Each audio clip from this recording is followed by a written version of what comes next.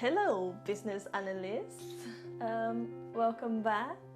So today's topic is on what do business analysts do and why is the role of a business analyst important? Why is it so important? Why do we need business analysts in organizations? So first of all, business analysis. What exactly is business analysis? There are a lot of definitions out there. When you Google, there's a lot of definition. So I have a lot of definitions I can give. Business analysis, I think, are a set of tools and techniques that add value to an organization or to stakeholders' needs. So business analysts bridge the gap between the business needs, the stakeholders. So they bridge that gap between the business and the IT, who are the delivery, the ones who deliver that requirement or that change in order to add that value to the organization or to the business. So you want to become a business analyst. The business analyst career is a very challenging career as much as it is very rewarding. You can really help make a difference in a business. You can add value and help that business to grow and thrive. You work with different people from different areas of life, from different areas of experience. You get to feel that challenge in your role, and you get to see the end result in delivery over the life cycle of a project. So in summary, in every plan of a project, the business analyst investigates the goals and the issues experienced by the organization. They analyze information, they communicate with a broad range of people. They document these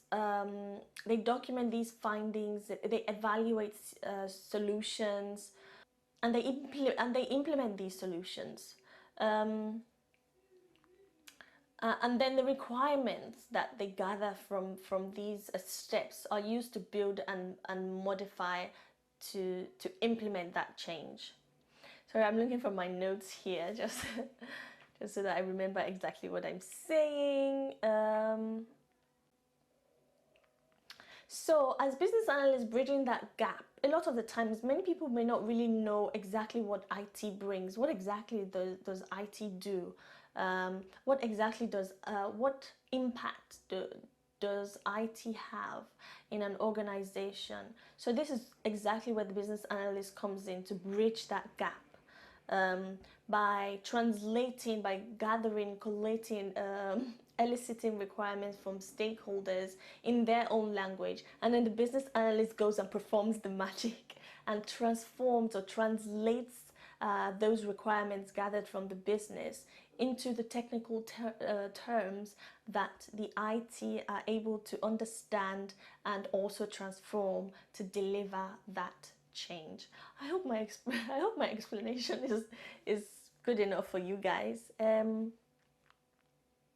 So really, this is what the business analyst does, and this is really why a business analyst is very important in an organization, especially in projects or for organizational change. So as business analysts, you really need to know what tools and techniques you need to be able to progress and to be able to deliver this value wherever you find yourself in. You should also be able to make those suggestions as to how a business, its systems and its processes can be improved without negatively impacting the time, the budget, the scope, and resources. So you have to take all those things into consideration as well. This is where part of your analytical skills are needed. Yeah. So how much can you make as a business analyst? Business analysts tend to make, I think the average junior business analyst makes around 35k per year in pounds. And you can get all the way up to 120k per year. Mid-level 50k, Senior level, I think around 70, even 80K, you can get those type of roles, and up to lead BA title. Being a lead BA, you can earn up to, I think, from 80 to 100, 120. It really depends. It varies, but these are the figures I can think of that apply to me, really. Also, you can also advance to becoming a CTO, Chief Technology Officer, or a CIO, Chief Information Officer. And guys, this is what I'm aspiring for. I'm not just going to sit here on Senior Business Analyst. I'm working towards becoming higher in my career, getting to the C-level suits. You know, is a big something. It's a big something. We have to keep working harder. We have to keep adding value. We have to keep implementing that change and being recognized within where we work, so that we can grow. Hours, what hours? Standard office hours. My role currently is working from home, obviously due to what the world is experiencing right now. It's very flexible as well. Prior to that, I was working 1 to 2 days per week in the office. Very flexible. During my interview with the Humble Penny as well, I highlighted this. It's a good career path for single moms, parents, it's women. It's very flexible, guys. It's not a bad career path at all. So like I stated, the role is important because business analysts help to improve the way organizations work, helping the organizations become more efficient, more streamlined, saving time, saving money, and saving resources. Now that we know what business analysis is and what a business analyst does, what exactly could the role be like? What is a day in the life of a business analyst like, right? Right, so what exactly could your role look like as a business analyst? There's no one thing. It's a very varied role. There's a lot of things you can get involved in. Like I mentioned earlier, in the plan of every project, you would investigate goals and issues. In this, knowing those investigation techniques with interviews, document analysis, workshops, working closely with stakeholders to try to draw out their issues, their pain points, their needs, their requirements. You can spend one day doing that, also analyzing those information, analyzing the data you've literally just collected from the stakeholder. You can be doing that another day, communicating with a broad range of people, continuing to talk to people, have meetings. You work with stakeholders that way to investigate, model business functions, data structures, business processes. You also investigate underlying issues and root causes. At the same time, identify available options to solve these issues. Also, documentation. You can spend some time documenting, producing BA deliverables using relevant documentation depending on the organizational style or standard. For example, working in a waterfall environment, waterfall environment is quite document heavy due to the standards of the organization or the reasons for choosing that style. You document things like business requirements, documents in Word or in Excel. It's very document heavy. I mainly am from an agile environment. So in agile, I present requirements in user story format, using Jira, for example, and the production is in an iterative manner.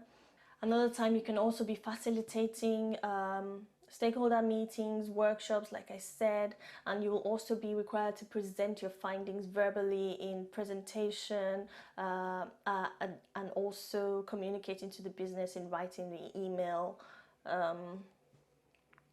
Also, another time you can be assisting in defining holistic solutions that affect the organization, that affect the people, that affect the processes, its aspects, and you would also have to justify these solutions that you've presented.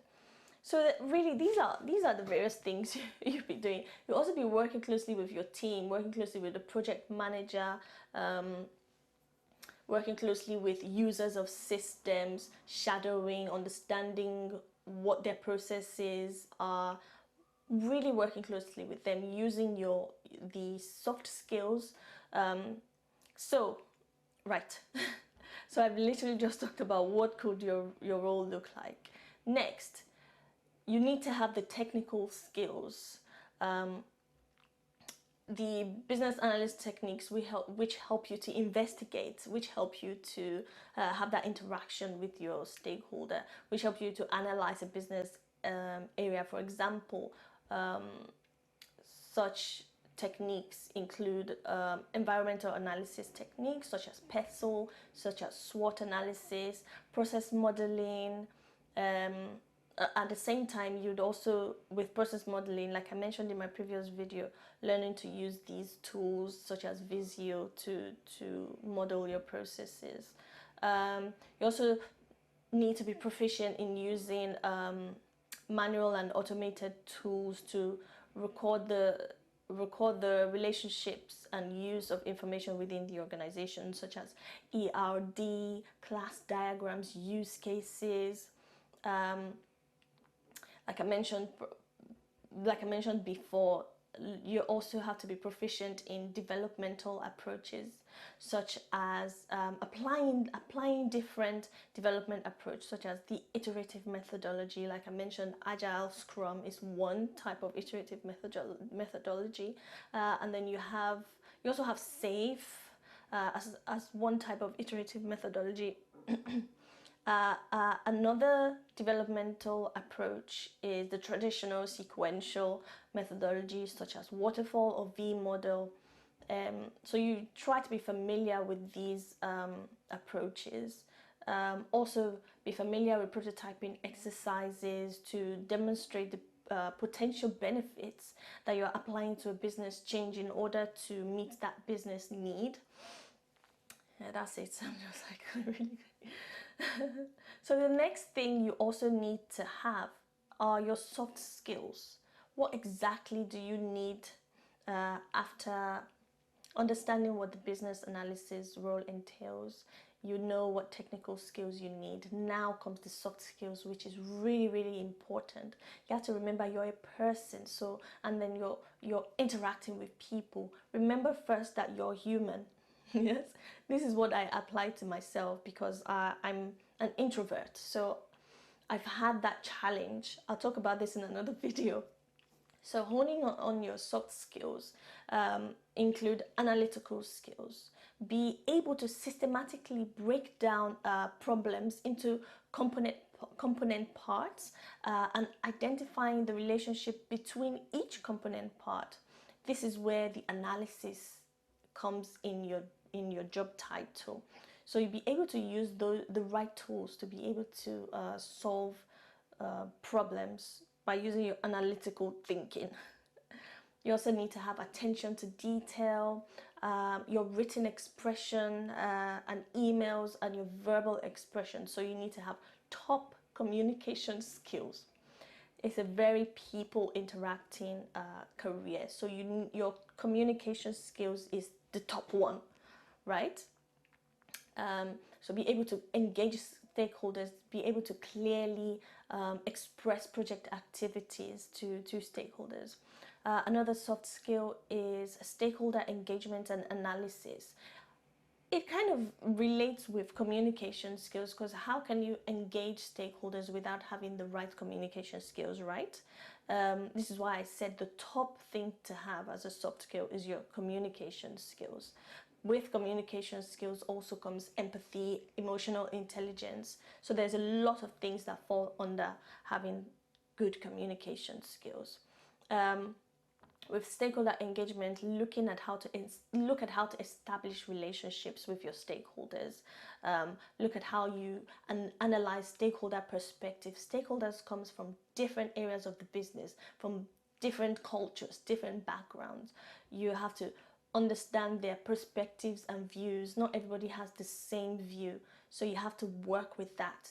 This is where your negotiation skills comes in as well, and persuasion skills. We'll cover that in another video, otherwise I'll just go on forever. Confidence. You have to be confident. You need to have that ability to lead and motivate the organization, and at the same time believe in the suggestions that you propose. You also have to have ability to multitask. A lot of times you can be working on different projects at one time. So a lot of times I'm not only working on one project, I'm working on 3 projects at one time. So you should be able to multitask and be able to work in a very busy environment, be able to work under pressure. I've talked a lot. I have talked a lot, almost 20 minutes. And finally, learning and standards. Keep seeking to gain knowledge. Keep seeking to know more, to learn more, so that you're able to demonstrate your specialist practical skills. You can accumulate knowledge as you progress in your roles, as you work in different projects, as you interact with different stakeholders.